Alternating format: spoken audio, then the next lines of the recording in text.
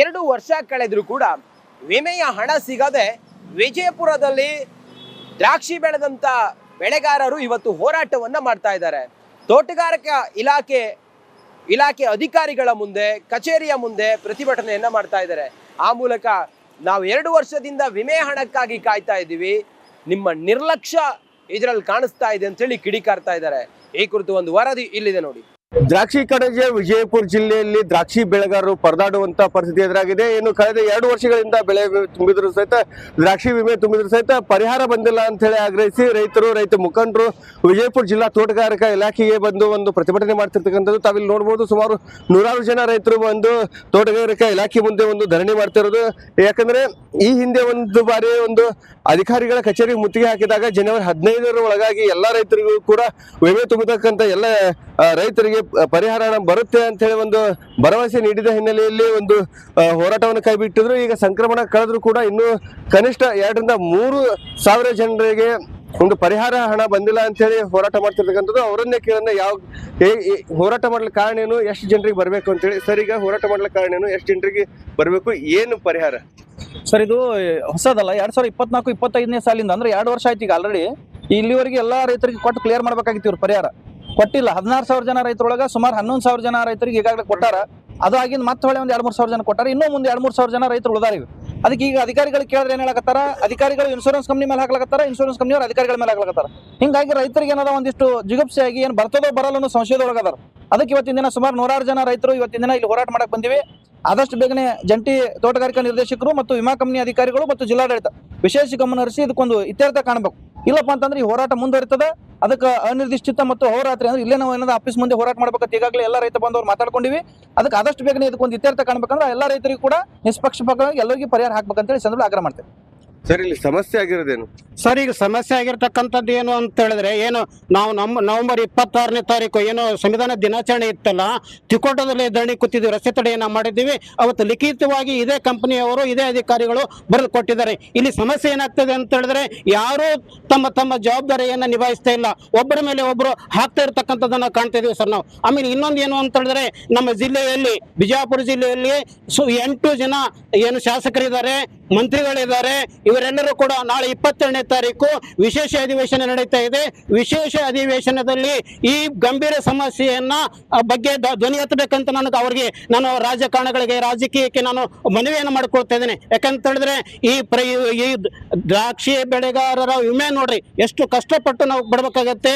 ಪ್ರತಿದಿನ ಒಬ್ಬೊಬ್ಬರು 10 ಜನ ಆಫೀಸಿಗೆ ಬಂದು ಹೋಗ್ತಾರೆ. ಯಾರು ತಮ್ಮ ಜವಾಬ್ದಾರಿಯನ್ನ ತೆಗೆದುಕೊಳ್ತಾ ಇಲ್ಲ, ನಿರ್ವಹಿಸ್ತಾ ಇರ್ತಾರೆ, ಬರೀ ಹೋಗೋದು ಬರೋದಾಗಿದೆ. ಅದಕ್ಕೆ ಇವತ್ತು ನಾವು ಏನು 19ನೇ ತಾರೀಕು ಇವತ್ತು ಬಂದು ಕೂತಿದ್ದೀವಿ. ಮುಖ್ಯವಾಗಿ ಕಳಕಳಿಕೆ ಏನಂತಕ್ಕಂಥದ್ದು ಅಂತ ಹೇಳಿದ್ರೆ, ವಿಧಾನಸೌಧದ ಏನು ವಿಶೇಷ ಅಧಿವೇಶನದಲ್ಲಿ ಧ್ವನಿ ಎತ್ತಬೇಕು. ಪ್ರಶ್ನಾವಳಿ ಎಲ್ಲಾದ್ರೂ ಆಗಿರ್ಬೋದು, ಪ್ರಶ್ನೋತ್ತರ ಏನೋ ಶೂನ್ಯ ವೇಳೆಯಲ್ಲಿ ಆಗಿರ್ಬೋದು. ಇದಕ್ಕೆ ಸರ್ಕಾರದಿಂದ ಮಾನ್ಯ ಶಾಸಕರು 8 ಜನ ಶಾಸಕರು ಸರ್ಕಾರದಿಂದ ಉತ್ತರವನ್ನು ಪಡೆದುಕೊಳ್ಳಬೇಕು. ಅದಕ್ಕೆ ಈ ನಮ್ಮ ಹೋರಾಟಕ್ಕೆ, ನಮ್ಮ ಕಳಕಳಿಗೆ, ನಮ್ಮ ಆತಂಕಕ್ಕೆ ಇತಿಶ್ರೀ ಹಾಡ್ಬೇಕಂತ ಕೇಳ್ಕೊಳ್ತಾ ಇದ್ದೀನಿ. ಕಾನೂನಾತ್ಮಕ ಹೋರಾಟವು ನಡೆಯುತ್ತವೆ ಜೊತೆಗೆ ನಾವು ಉಪವಾಸ ಧರಣಿ ಸತ್ಯಾಗ್ರಹ ನಡೀತಾ ಅಂತ ನಾನು ಹೇಳ ಬಯಸ್ತಾ ಇದ್ದೀನಿ. ಏನು ಇದಿಷ್ಟು ಹೋರಾಟಗಾರರು ರೈತರು ಹೇಳ್ತಕ್ಕಂಥ ಮಾತು. ಬರುವ ಏನು ವಿಶೇಷ ಅಧಿವೇಶನದಲ್ಲಿ ಒಂದು ಈ ವಿಷಯನ ಮುನ್ನೆಲೆಗೆ ತಂದು ರೈತರಿಗೆ ಬರಬೇಕಾದ ಒಂದು ಇನ್ಶೂರೆನ್ಸ್ ಹಣವನ್ನ ಕೊಡಿಸಬೇಕು ರಾಜಕಾರಣಿಗಳು. ಒಂದು ವೇಳೆ ಆಗದೆ ಇದ್ರೆ ಒಂದು ಕಡೆ ನಿರಂತರ ಧರಣಿ ಸತ್ಯಾಗ್ರಹ ಮಾಡ್ತೇವೆ, ಮತ್ತೊಂದು ಕಡೆ ಕಾನೂನು ಹೋರಾಟ ಮಾಡ್ತೇವೆ ಅಂತ ಹೇಳಿ ಅಧಿಕಾರಿಗಳಿಗೆ ಹಾಗೂ ಸರ್ಕಾರಕ್ಕೆ ಹೋರಾಟಗಾರರು ಎಚ್ಚರಿಕೆ ನೀಡಿರತಕ್ಕಂಥದ್ದು. ಸುನಿಲ್ ಗೌಡನವರು, ರಿಪಬ್ಲಿಕ್ ಕನ್ನಡ, ವಿಜಯಪುರ. 2 ವರ್ಷ ಕಳೆದರೂ ಕೂಡ ವಿಮೆಯ ಹಣ ಸಿಗದೆ ವಿಜಯಪುರದಲ್ಲಿ ದ್ರಾಕ್ಷಿ ಬೆಳೆದಂತ ಬೆಳೆಗಾರರು ಇವತ್ತು ಹೋರಾಟವನ್ನ ಮಾಡ್ತಾ ಇದ್ದಾರೆ. ತೋಟಗಾರಿಕಾ ಇಲಾಖೆ ಅಧಿಕಾರಿಗಳ ಮುಂದೆ, ಕಚೇರಿಯ ಮುಂದೆ ಪ್ರತಿಭಟನೆಯನ್ನ ಮಾಡ್ತಾ ಇದ್ದಾರೆ. ಆ ಮೂಲಕ ನಾವು 2 ವರ್ಷದಿಂದ ವಿಮೆ ಹಣಕ್ಕಾಗಿ ಕಾಯ್ತಾ ಇದ್ದೀವಿ, ನಿಮ್ಮ ನಿರ್ಲಕ್ಷ್ಯ ಇದರಲ್ಲಿ ಕಾಣಿಸ್ತಾ ಇದೆ ಅಂತ ಹೇಳಿ ಕಿಡಿಕಾರ್ತಾ ಇದ್ದಾರೆ. ಈ ಕುರಿತು ಒಂದು ವರದಿ ಇಲ್ಲಿದೆ ನೋಡಿ. ದ್ರಾಕ್ಷಿ ಕಣಜ ವಿಜಯಪುರ ಜಿಲ್ಲೆಯಲ್ಲಿ ದ್ರಾಕ್ಷಿ ಬೆಳೆಗಾರರು ಪರದಾಡುವಂತ ಪರಿಸ್ಥಿತಿ ಎದುರಾಗಿದೆ. ಇನ್ನು ಕಳೆದ 2 ವರ್ಷಗಳಿಂದ ಬೆಳೆ ತುಂಬಿದ್ರು ಸಹಿತ ದ್ರಾಕ್ಷಿ ವಿಮೆ ತುಂಬಿದ್ರು ಸಹಿತ ಪರಿಹಾರ ಬಂದಿಲ್ಲ ಅಂತ ಹೇಳಿ ಆಗ್ರಹಿಸಿ ರೈತ ಮುಖಂಡರು ವಿಜಯಪುರ ಜಿಲ್ಲಾ ತೋಟಗಾರಿಕಾ ಇಲಾಖೆಗೆ ಬಂದು ಒಂದು ಪ್ರತಿಭಟನೆ ಮಾಡ್ತಿರ್ತಕ್ಕಂಥದ್ದು. ತಾವಿಲ್ಲಿ ನೋಡಬಹುದು. ಸುಮಾರು 106 ಜನ ರೈತರು ಬಂದು ತೋಟಗಾರಿಕಾ ಇಲಾಖೆ ಮುಂದೆ ಒಂದು ಧರಣಿ ಮಾಡ್ತಿರೋದು. ಯಾಕಂದ್ರೆ ಈ ಹಿಂದೆ ಒಂದು ಬಾರಿ ಒಂದು ಅಧಿಕಾರಿಗಳ ಕಚೇರಿ ಮುತ್ತಿಗೆ ಹಾಕಿದಾಗ ಜನವರಿ 15ರ ಒಳಗಾಗಿ ಎಲ್ಲಾ ರೈತರಿಗೂ ಕೂಡ ವಿಮೆ ತುಂಬತಕ್ಕಂಥ ಎಲ್ಲ ರೈತರಿಗೆ ಪರಿಹಾರ ಹಣ ಬರುತ್ತೆ ಅಂತ ಹೇಳಿ ಒಂದು ಭರವಸೆ ನೀಡಿದ ಹಿನ್ನೆಲೆಯಲ್ಲಿ ಒಂದು ಹೋರಾಟವನ್ನು ಕೈಬಿಟ್ಟಿದ್ರು. ಈಗ ಸಂಕ್ರಮಣ ಕಳೆದ್ರು ಕೂಡ ಇನ್ನೂ ಕನಿಷ್ಠ 2,000-3,000 ಜನರಿಗೆ ಒಂದು ಪರಿಹಾರ ಹಣ ಬಂದಿಲ್ಲ ಅಂತ ಹೇಳಿ ಹೋರಾಟ ಮಾಡ್ತಿರ್ತಕ್ಕಂಥದ್ದು. ಅವರನ್ನೇ ಕೇಳೋಣ, ಹೋರಾಟ ಮಾಡ್ಲಿಕ್ಕೆ ಕಾರಣ ಏನು, ಎಷ್ಟು ಜನರಿಗೆ ಬರಬೇಕು ಅಂತ ಹೇಳಿ. ಸರ್, ಈಗ ಹೋರಾಟ ಮಾಡ್ಲಿಕ್ಕೆ ಕಾರಣ ಏನು, ಎಷ್ಟು ಜನರಿಗೆ ಬರಬೇಕು, ಏನು ಪರಿಹಾರ? ಸರ್, ಇದು ಹೊಸದಲ್ಲ. 2024-25ನೇ ಸಾಲಿಂದ ಅಂದ್ರೆ 2 ವರ್ಷ ಆಯ್ತು ಈಗ ಆಲ್ರೆಡಿ. ಇಲ್ಲಿವರೆಗೆ ಎಲ್ಲಾ ರೈತರಿಗೆ ಕೊಟ್ಟು ಕ್ಲಿಯರ್ ಮಾಡ್ಬೇಕಾಗಿತ್ತು ಇವ್ರು ಪರಿಹಾರ ಕೊಟ್ಟಿಲ್ಲ. 16,000 ಜನ ರೈತರೊಳಗ ಸುಮಾರು 11,000 ಜನ ರೈತರಿಗೆ ಈಗಾಗಲೇ ಕೊಟ್ಟಾರ. ಅದು ಆಗಿಂದ ಮತ್ತೆ ಹೊಳೆ ಒಂದು 2-3,000 ಜನ ಕೊಟ್ಟಾರ. ಇನ್ನೂ ಮುಂದೆ 2-3,000 ಜನ ರೈತರು ಉಳಿದಾರ. ಅದಕ್ಕೆ ಈಗ ಅಧಿಕಾರಿಗಳು ಕೇಳಿದ್ರೆ ಏನ್ ಹೇಳಕತ್ತಾರ, ಅಧಿಕಾರಿಗಳು ಇನ್ಶೂರೆನ್ಸ್ ಕಂಪ್ನಿ ಮೇಲೆ ಹಾಕ್ಲಕತ್ತಾರ, ಇನ್ಶೂರೆನ್ಸ್ ಕಂಪ್ನಿಯವರು ಅಧಿಕಾರಿಗಳ ಮೇಲೆ ಹಾಕ್ಲಕತ್ತಾರ. ಹಿಂಗಾಗಿ ರೈತರಿಗೆ ಏನದ ಒಂದಿಷ್ಟು ಜಿಗುಪ್ಸೆ ಆಗಿ ಏನ್ ಬರ್ತದೋ ಬರಲ್ಲ ಅನ್ನೋ ಸಂಶಯದೊಳಗದಾರ. ಅದಕ್ಕೆ ಇವತ್ತಿನ ದಿನ ಸುಮಾರು 106 ಜನ ರೈತರು ಇವತ್ತಿನ ದಿನ ಇಲ್ಲಿ ಹೋರಾಟ ಮಾಡಕ್ ಬಂದಿವಿ. ಆದಷ್ಟು ಬೇಗನೆ ಜಂಟಿ ತೋಟಗಾರಿಕಾ ನಿರ್ದೇಶಕರು ಮತ್ತು ವಿಮಾ ಕಂಪನಿ ಅಧಿಕಾರಿಗಳು ಮತ್ತು ಜಿಲ್ಲಾಡಳಿತ ವಿಶೇಷ ಗಮನ ಹರಿಸಿ ಇದಕ್ಕೊಂದು ಇತ್ಯರ್ಥ ಕಾಣಬೇಕು. ಇಲ್ಲಪ್ಪ ಅಂತಂದ್ರೆ ಈ ಹೋರಾಟ ಮುಂದುವರಿತದೆ. ಅದಕ್ಕೆ ಅನಿರ್ದಿಷ್ಟ ಮತ್ತು ಹೋರಾತ್ರಿ ಅಂದ್ರೆ ಇಲ್ಲೇ ನಾವು ಏನದ ಆಫೀಸ್ ಮುಂದೆ ಹೋರಾಟ ಮಾಡ್ಬೇಕಂತ ಈಗಾಗಲೇ ಎಲ್ಲ ರೈತ ಬಂದವರು ಮಾತಾಡ್ಕೊಂಡಿವಿ. ಅದಕ್ಕೆ ಆದಷ್ಟು ಬೇಗನೆ ಇದಕ್ಕೊಂದು ಇತ್ಯರ್ಥ ಕಾಣಬೇಕಂದ್ರೆ ಎಲ್ಲ ರೈತರಿಗೂ ಕೂಡ ನಿಷ್ಪಕ್ಷಪಾತವಾಗಿ ಎಲ್ಲರಿಗೂ ಪರಿಹಾರ ಹಾಕ್ಬೇಕಂತೇಳಿ ಸಂದರ್ಭ ಆಗ್ರಹ ಮಾಡ್ತೇವೆ.